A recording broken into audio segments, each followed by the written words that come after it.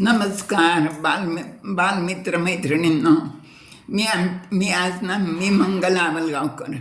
माझं मंगला आजीच्या धमाल गोष्टी नावाचं यूट्यूब चॅनल आहे आणि मी आज तुम्हाला एक संस्कृतमधला गमतीशीर श्लोक सांगणार आहे बरं का.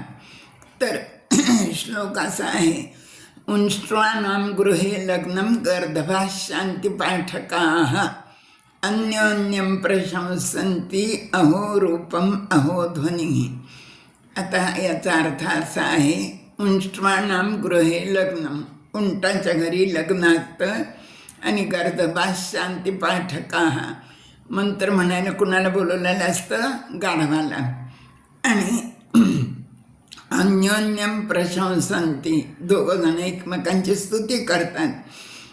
अहो रूपम अहो ध्वनी, गाढव म्हणतं उंटाला, अरे काय तुझं सुदेखणं रूप आहे, फारच सुंदर रूप आहे तुझं म्हणून. आणि उंट गाढवाला म्हणतो, तुझा आवाज किती गोड आहे रे. तर असा हा श्लोक व्यंगात्मक आहे.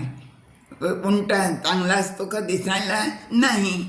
उंट लांबलच, एवढा मोठा ढंगाळा, उंचच्या उंच, त्याची मान एवढी मोठी आणि अगदी विद्रूपच असतो तो. आणि गाढवाचा तर कर्कश आवाज आपल्याला कोणालाच आवडत नाही.